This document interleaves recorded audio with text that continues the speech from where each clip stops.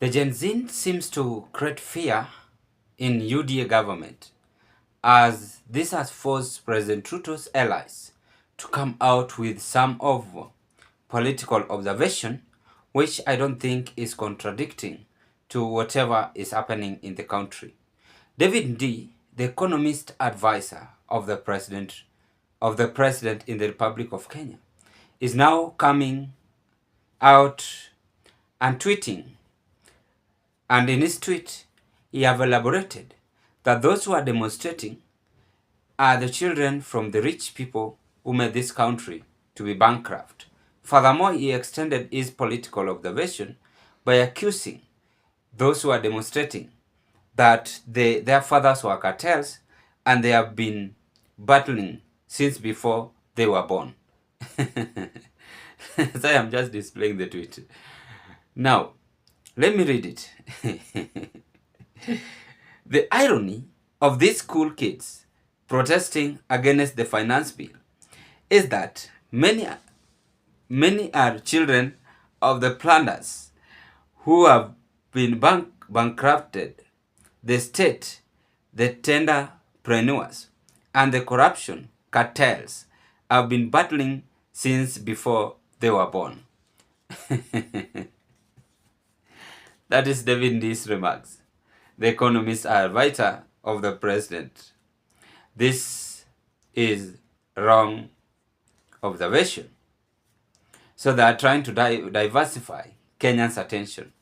But let's take a look and discuss why is David Ndii now is somehow emulating the Gen Z or the youth demonstrating for their life, for their rights.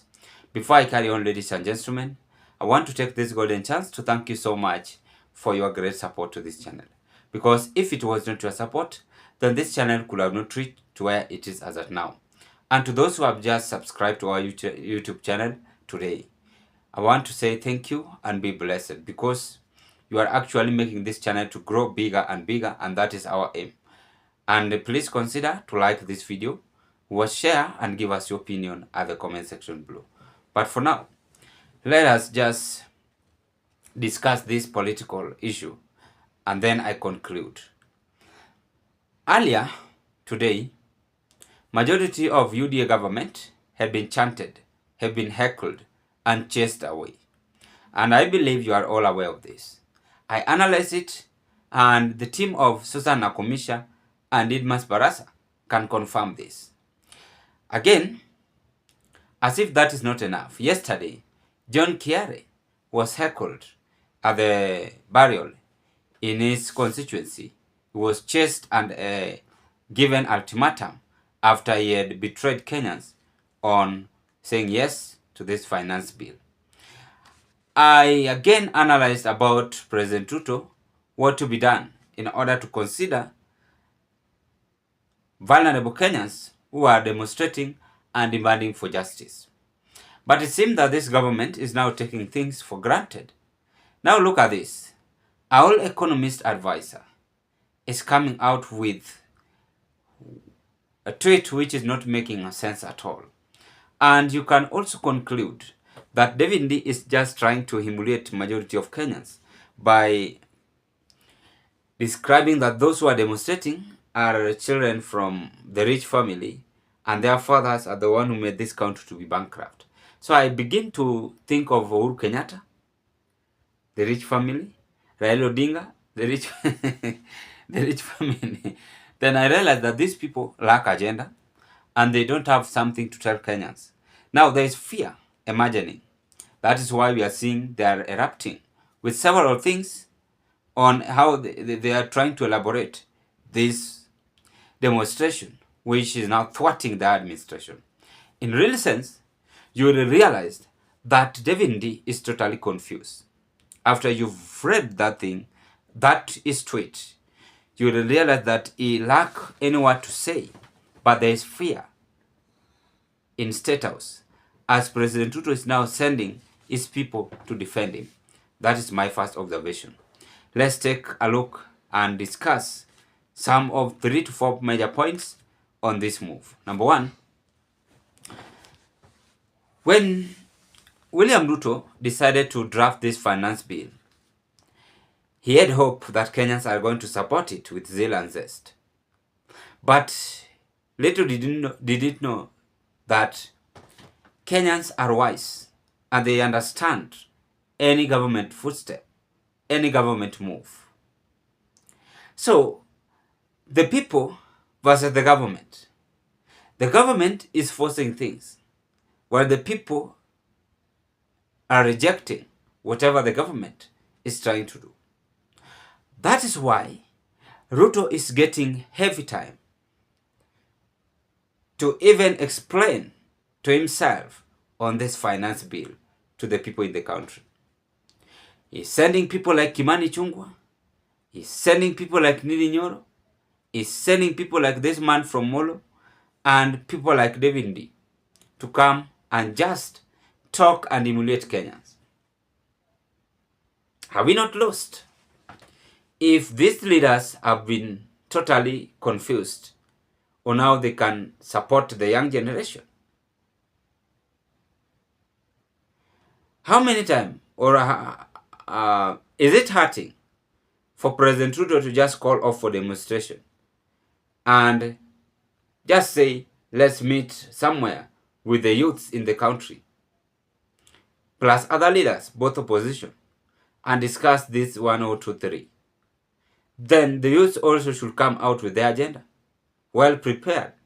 Then after that, we hope and believe that the issue of demonstrating is going to be sorted out. But you see, they are even issuing threat. Tomorrow Ruto is going to church. I was just on social media. Many comments on Ruto's visitation to church will shock you. Our president, how some people have regrouped and planning to heckle him, planning to block him. Look at that. Now, he is having 2 years and some months in the office. He has been rendered speechless. You don't have time for Kenyans. You only have time for visiting other countries. Why don't you humble yourself and listen to the people? Will you keep on analyzing demonstration? Analyzing some of your colleagues' fake tweets? I mean, we should just only come here and discuss. Yes, breaking news, President Ruto have done this and this. The roads have been constructed. The what and so on have been done. Those are the things we should discuss. But when we come out with such kind of agenda, David Ndii, our economist advisor, is now laughing the demonstrators and saying that their fathers are the one who made this country to be bankrupt. Who told you that those who are demonstrating are coming from dynasty? And that is why you don't have time for them. So it is very clear that this issue of demonstrating, government is happy. They are happy and even tear-gassing Kenyans for nothing. Yet they have time to tweet. They have time to discuss. They have time to come out with very important issue on this movement. But when someone is trying to express this feeling or her feeling, they are coming out and exchanging things. So David Ndii is saying that these people, they are cool kids protesting. That is how you have described them. So if they are cool kids, they must be tear gas. Or they will just watch and see the game. And we call ourselves leaders. You see, that is a very difficult time. So the UDA government must also be keen enough on how they solve the situation in this country. That is whatever David Ndii have said.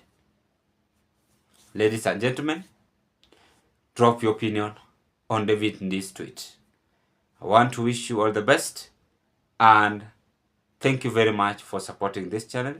Thank you very much for your like. Thank you very much for your comment. And hopefully, let's meet on another discussion tomorrow.